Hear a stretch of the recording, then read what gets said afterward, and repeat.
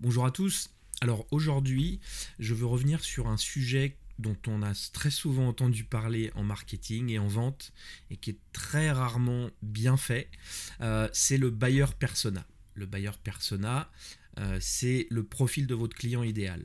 Et ce que je veux vous donner dans cette vidéo, c'est bien évidemment d'abord la définition, mais aussi et surtout les 3 erreurs les plus fréquentes qu'on fait lorsqu'on crée des buyer persona, si on les crée.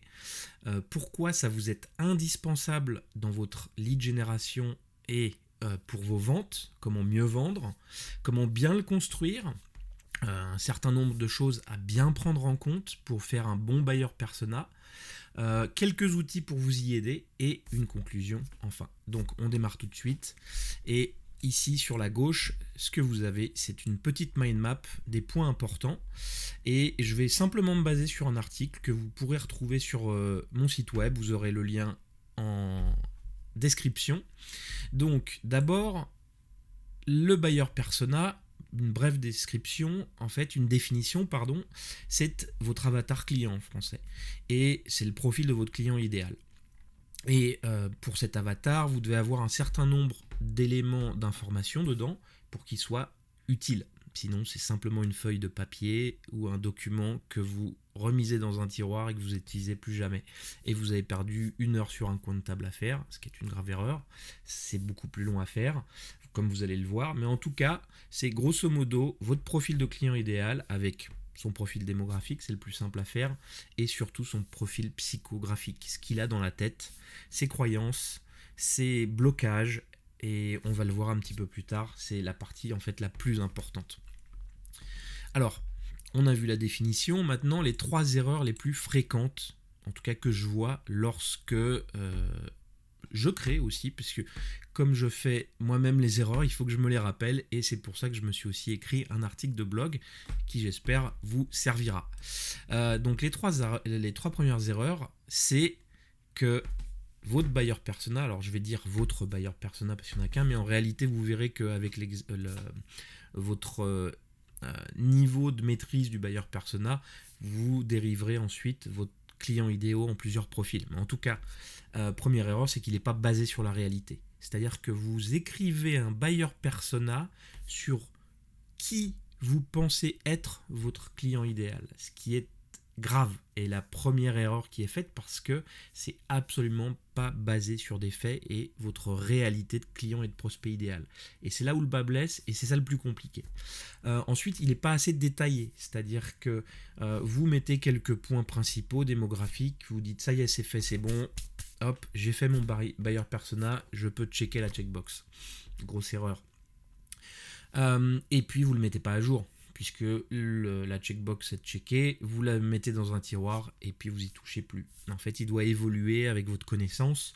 Je vais vous montrer toute une grille de lecture pour bien le faire et vous verrez que vous vous poserez des questions et ensuite c'est quelque chose qui restera dans votre tête et vous allez faire évoluer votre buyer persona en fonction de ces nouveaux points que vous allez identifier au fur et à mesure. Alors, maintenant, voyons pourquoi le buyer persona est indispensable. Je le répète, indispensable. Eh bien, il y a toute une série de raisons pour ça, et il y en a certainement d'autres. En tout cas, j'en ai ciblé ici 6. Il vous permet, en fait, de comprendre finement votre prospect. Et quand je dis finement, c'est que ce qu'on dit souvent, c'est que vous devez tomber amoureux de votre prospect. Vous devez tout savoir sur lui. Ça vous permet de comprendre sa psychologie, de comprendre ses blocages et ses objections et de les prévoir pour pouvoir y répondre. Ça vous permet aussi d'améliorer votre communication. Améliorer votre communication, c'est par exemple si vous avez du contenu sur votre site web,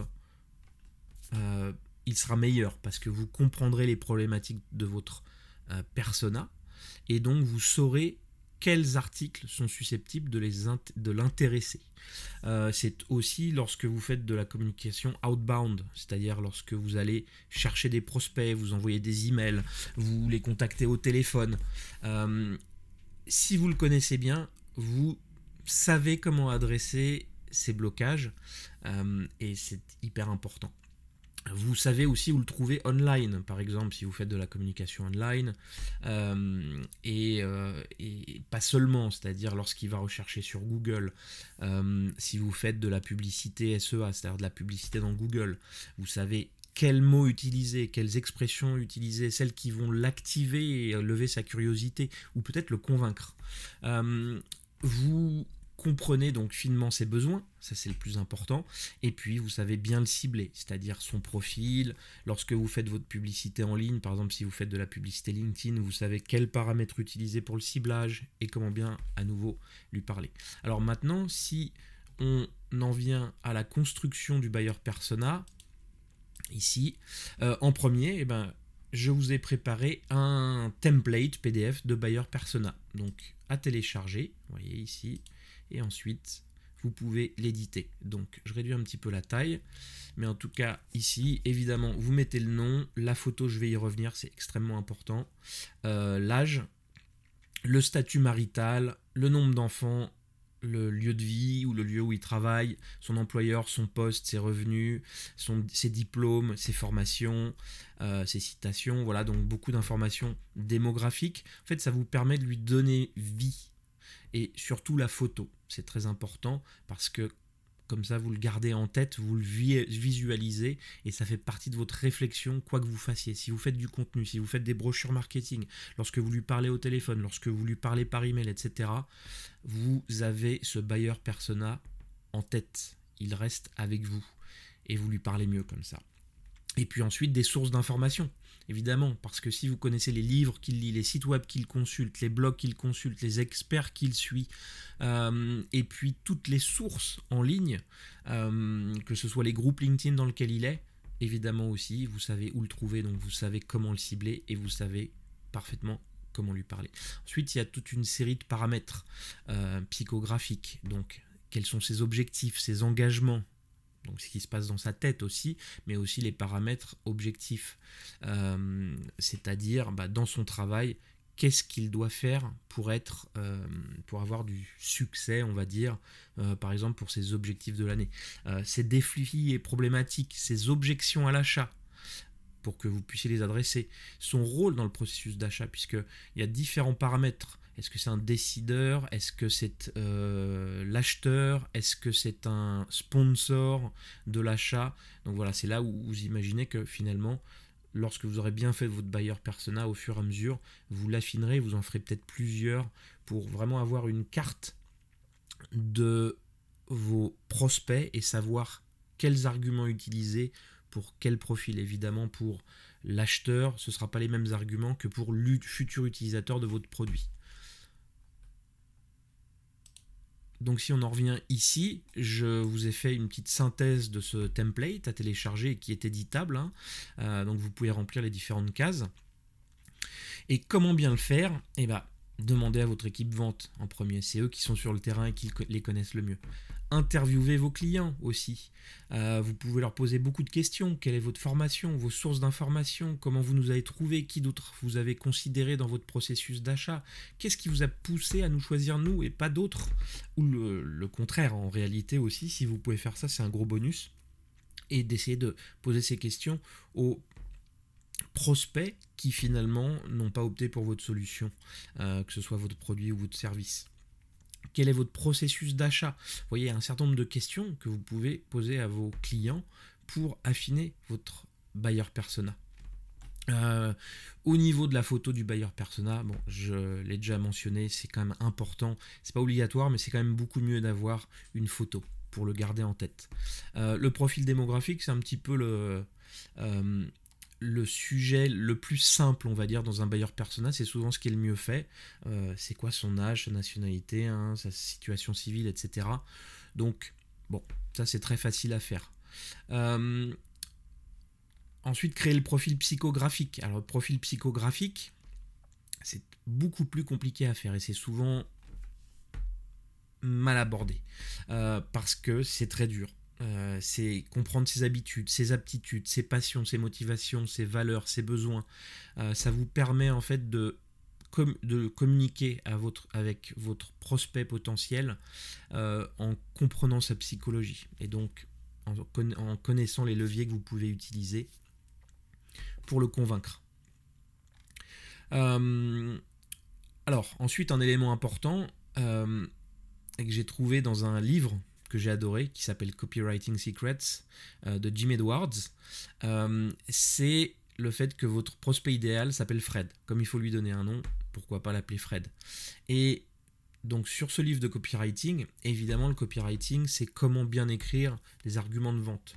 Donc les copywriters ont extrêmement bien compris comment parler à leur buyer persona. Et donc ça veut dire fears, results, expectations, desires. C'est vraiment la clé pour le copywriter, et en fait c'est une grille de lecture qui devrait être appliquée pour tous les buyer persona. Comment adresser les peurs, quels sont les doutes à l'achat. Est-ce qu'il va se dire oui, mais si j'achète le produit, par exemple si vous êtes une PME, si j'achète le produit de cette PME, peut-être que je prends un risque et il faudrait mieux que j'aille chez SAP, par exemple si vous vendez de l'ERP. Vous voyez ce genre de choses, et il faut avoir les réponses à ces objections en comprenant la psychologie de votre prospect idéal, de votre buyer persona. Dans ce livre, en fait, il aborde une approche que j'ai trouvée très intéressante, c'est la méthode PQR2 ici. Alors, la méthode PQR2, en fait, c'est vous avez un gouffre et d'un côté, vous avez votre prospect idéal qui a ses problèmes, ses questions, ses blocages, ses roadblocks, le premier R, et vous êtes de l'autre côté. Et de l'autre côté, vous avez des résultats que vous promettez. Attention, je vous ai bien expliqué, des résultats, c'est-à-dire des solutions à ces problèmes et des réponses à ces questions. Vous n'avez pas une liste de fonctionnalités, grave erreur. Vous avez des solutions à ces problèmes. Et au milieu, vous avez ce gouffre. Et tout votre travail, ça va être d'emmener votre prospect idéal, votre buyer persona, d'un côté du gouffre et de l'amener vers vous. C'est tout votre travail. Si vous ne le faites pas bien, c'est perdu. Donc, il y a un exercice très important et intéressant à faire, c'est de lister les problèmes de votre client. Alors, pourquoi 10, pourquoi pas 2, pourquoi pas 3 ? En fait, parce que 10, ça vous force à vous creuser les méninges. Le problème 1, 2, 3, 4, ça sera simple, vous les coucherez sur le papier, et lorsque vous allez aller plus loin dans cette liste, vous vous rendrez compte que ça va être beaucoup plus difficile, et c'est là où tout le travail, la substantifique moelle de ce travail, va se révéler. Parce que vous allez vraiment aller dans les détails. Donc, liste de problèmes, liste de questions de votre prospect, liste de blocage de votre prospect et vos promesses de résultats. Alors ensuite, une autre grille de lecture pour votre buyer persona, c'est les 4 R. C'est quoi ses relations, son réseau et sa hiérarchie ? C'est quoi ses rituels, ses routines de travail ? Et évidemment, la manière dont il prend les décisions d'achat. Ses responsabilités, c'est-à-dire que lui, il a des indicateurs importants et pour sa réussite et pour prouver son succès et pour avoir du succès. Ce sont ces indicateurs que vous devez aussi avoir en tête pour savoir comment positionner votre solution et lui montrer que avec votre solution, vous améliorerez ses KPI. Et donc, c'est gagnant-gagnant. Et puis ses rôles, évidemment, son organigramme formel et informel, c'est-à-dire où est-ce qu'il est dans la hiérarchie, mais aussi quelles sont les relations d'influence. Peut-être que certaines personnes dans l'entreprise vont avoir plus de poids dans la décision en dépit de leur position dans l'organigramme. Donc c'est important aussi à comprendre. Alors, un autre élément qui peut être intéressant, c'est les facteurs d'exclusion, c'est-à-dire que vous avez votre buyer persona idéal, mais peut-être que vous avez aussi des buyer persona, des prospects qu'il vaut mieux éviter. Donc ça peut être intéressant. Par exemple, ceux qui pourraient être détracteurs. Un exemple, vous avez un produit ou un service qui grosso modo est en compétition avec les personnes ou les buyer persona auxquels vous pourriez parler. Vaut mieux les éviter. Vous pourriez aussi avoir des prospects où vous dites c'est une cible idéale pour moi, c'est mon buyer persona, mais en fait ils ont une méconnaissance du problème que vous résolvez. Vous avez deux solutions. Vous perdez du temps à leur expliquer le problème, ou l'option 2, c'est que vous trouvez des prospects qui ont ce problème et qui en sont conscients. Et là, vous adressez ce problème-là, et ces gens-là seront beaucoup plus rapides à convaincre.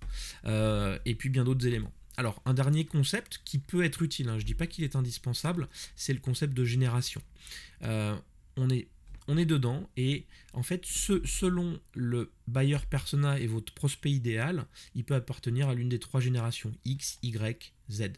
Et donc, il y a un certain nombre d'études qui ont été faites sur ces différentes générations. Évidemment, c'est pas une science dure, c'est pas des mathématiques, hein, il y a des dates de naissance ici pour indiquer quand chaque génération euh, a été classifiée, on va dire. Donc voilà, c'est un élément qui peut être important selon votre domaine ou pas. Voilà, donc comment bien le construire, on vient d'en parler. Et puis maintenant, quelques outils qui peuvent vous aider justement à mieux comprendre. Alors, par exemple ici, la recherche sur LinkedIn. Je ne vais pas y revenir en détail. Il y a une vidéo que vous retrouverez sur l'article, dont je mettrai le lien ici en bas en description, mais qui vous explique comment faire une bonne recherche LinkedIn, parce que l'outil est extrêmement puissant. Et une fois que vous utilisez LinkedIn, bien évidemment, vous allez avoir des personnes dans votre cible, et là, allez voir leur profil, comment ils parlent, qu'est-ce qu'ils expliquent, c'est quoi leur réussite, c'est quoi leur formation, c'est quoi leur diplôme, qu'est-ce qu'ils like dans les posts, qu'est-ce qu'ils postent s'ils postent eux-mêmes.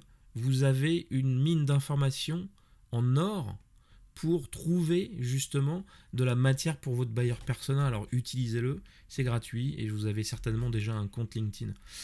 Il y a Google aussi, par exemple, là je reviens sur le sujet de l'ERP, j'ai déjà fait une petite recherche ici. Imaginons, vous êtes une PME et puis vous faites de l'intégration d'ERP, vous avez un ERP. Vous avez énormément de compétition pour l'intégration, beaucoup d'ESN, d'entreprises de services du numérique, ont aussi ce genre de propositions. Et puis vous avez des énormes acteurs, des mastodontes sur le sujet, comme SAP par exemple. Alors pour ceux qui ne sauraient pas, un ERP, je ne vais pas rentrer dans le détail, c'est un Enterprise Resource Planning. C'est grosso modo la tuyauterie et tout le stockage qui vous permet de gérer vos informations dans votre entreprise. Alors ici on a la complétion automatique par exemple. Vous voyez, si je tape ERP, eh ben, déjà je vais avoir des propositions de Google. Quels sont les sujets liés et qui sont intéressants? Alors, un petit tuyau ici, comme vous voyez, il y a des choses que vous n'avez peut-être pas l'habitude de voir dans Google. En fait, c'est un petit plugin qui est ici, qui s'appelle Keyword Surfer et qui vous permet de savoir combien de recherches sont faites sur ce mot-clé par mois. Et vous avez des informations ici. Ça vous permet donc de comprendre selon les sujets qui sont recherchés dans Google, ce que recherchent les gens. Donc potentiellement votre cible, votre prospect idéal, votre buyer persona. Donc il ne faut pas hésiter à aller regarder dans Google. Ça peut paraître idiot à dire, mais vous aurez beaucoup d'informations. Et avec en plus ce petit plugin, vous savez si finalement le sujet est intéressant ou pas. Par exemple, les compétiteurs, 90 recherches par mois. Logiciel ERP, 4400 recherches par mois. Ça vous oriente sur quel contenu vous devez produire, quelles sont les questions que se posent vos prospects, et donc pour votre stratégie de référencement naturel, ça compte. Et puis une autre partie, en dessous, ça va être tout en bas, les recherches associées, c'est-à-dire la sémantique que Google a définie autour de ces mots-clés. Voilà, donc ici vous avez une série, et puis vous pouvez rechercher sur ces sujets aussi, et à nouveau, aller chercher et creuser itérativement sur ces mots-clés pour aller voir un peu ce qui se passe. Par exemple, Best ERP. Bon, pas très intéressant, très peu de volume. Si, un volume intéressant quand même, 1600. Bon, vous pourriez vous positionner sur ce genre de choses. Si vous avez une bonne solution, écrivez du contenu là-dessus. Mais le meilleur ERP, faire des comparatifs. Voilà un exemple. Une autre source qui peut vous paraître amusante comme ça, mais c'est sur Amazon. Sur Amazon, en fait, pourquoi ne pas chercher sur votre sujet? Alors, un petit tuyau ici, utilisez amazon.com et pas amazon.fr, parce que sur amazon.com, vous allez avoir souvent beaucoup plus de littérature technique et beaucoup plus de gens qui notent. Et les gens qui ont écrit des livres sur le sujet, eh bien, ils se sont creusés la tête avant vous pour savoir quelles étaient les problématiques des clients. Parce que s'ils n'adressent pas les bonnes problématiques, les gens ne seront pas intéressés, ils n'achèteront pas leur livre. Donc, c'est pas à négliger. Allez voir la 4e de couve, regardez à l'intérieur pour les livres sur lesquels vous pouvez faire ça. Lisez justement la 4e de couve qui est ici. Et puis, sujet intéressant, les gens qui ont acheté, beaucoup auront noté ces livres. Allez voir les commentaires. Est-ce que le livre était intéressant? Est-ce que les sujets importants étaient adressés? Est-ce que ça a répondu à leurs questions? Voilà, donc ça peut paraître a priori marrant de se dire bah tiens, pour faire mon buyer persona, je vais aller sur Amazon, mais croyez-moi, c'est très utile. Et puis un dernier sujet, un dernier outil, c'est Answer the Public. Ici, vous voyez answerthepublic.com. Imaginons qu'on recherche ERP. Et en fait, cet outil, il y a une version gratuite qui est extrêmement intéressante, c'est que sous forme de graphique, ici, vous avez un graphe lorsque vous tapez un mot-clé ou une expression, et il va vous dire quels sont les sujets qui vont être... il va vous organiser en fait les questions des gens sous forme de ce graphe qui va vous dire par exemple when. Vous voyez, when, alors c'est un petit peu petit, désolé, mais vous n'avez qu'à aller ici, là-dessus. Sur Answer the Public et faire l'exercice vous-même. Lequel, alors par exemple, lequel, là je regarde avec vous, quel système ERP est le meilleur, quel software ERP est le meilleur. Voilà, vous avez beaucoup de questions. Par exemple, quel ERP Amazon utilise, quel ERP Google utilise, etc. Donc vous avez ici toute une organisation de l'information qui vous permet vraiment d'acquérir une connaissance sur le sujet et sur ce qui est recherché très rapidement. Et en fait, pour chaque élément, vous pouvez aller creuser sur Google, en fait, qui a dit quoi sur le sujet. Donc, outil qui est quand même très intéressant parce qu'il vous permet de gagner beaucoup de temps et vous organise l'information de manière très intéressante. Par exemple, ici, sur les prépositions, peu, avec, pour, sans, etc. Les comparaisons, justement, par exemple, ici, ERP Systems like NetSuite, Tally, etc. Donc, voilà, vraiment un outil qui peut être très intéressant pour votre recherche de buyer persona. Et puis le dernier, c'est Le Bon Coin. Non, c'est une blague. Le Bon Coin ne vous servira pas. Voilà. Donc, si on en revient à ce sujet, aujourd'hui, bon, je vais bientôt arrêter la vidéo. Elle commence déjà à être longue. 22 minutes. Bon, je suis désolé. Franchement, j'enverrai une médaille à ceux qui auront regardé cette vidéo jusqu'à la fin. Bon, en guise de conclusion, allez voir cet article, voilà, il sera plus court que toutes mes palabres sur le sujet, mais en tout cas, pourquoi c'est important ? C'est important pour les raisons que je vous ai données précédemment. Si vous ne le faites pas, vous aurez des concurrents qui le feront, eux, et qui seront meilleurs que vous, et qui prendront vos prospects potentiels avant vous, et d'une meilleure manière. Alors ensuite, c'est une discipline faire un buyer persona. Ça se fait pas parfaitement du premier coup. On en fait un, on donne son meilleur, et puis on se rend compte 1-2 mois après que on y revient, et puis on a découvert de nouvelles choses, on s'est posé de nouvelles questions, on a trouvé de nouvelles informations et on le fait évoluer. Donc c'est une discipline, c'est un kata. Ça paraît simple, mais pour bien le maîtriser, ça prend du temps et de la pratique. Ensuite, il n'est jamais parfait, c'est-à-dire que ne vous focalisez pas sur un buyer persona parfait, c'est le meilleur moyen de jamais le faire, ou de le faire une fois ou en vous disant c'est trop compliqué et trop long, j'arrête, je le mets plus à jour. Donc il n'est jamais parfait, faites juste pour le mieux et vous verrez que en y revenant à intervalles réguliers, peut-être tous les mois, tous les 2 mois, vous l'améliorerez au fur et à mesure. Et puis c'est en constante évolution, ce buyer persona. C'est pas quelque chose, comme je disais, qui sera parfait du premier coup, mais pratiquez-le et vous verrez, parce que grâce à ça, lorsque vous le garderez en tête, vous aurez une meilleure grille de lecture et compréhension de votre prospect, et tous vos éléments de la lead generation aux ventes s'en trouveront améliorés, je vous le garantis. Voilà, en espérant que ça vous soit utile. Et puis je vous mets le lien encore une fois en description pour vous donner le template PDF gratuit que vous pouvez remplir pour vous aider dans cette démarche. Et je vous dis à bientôt. Merci.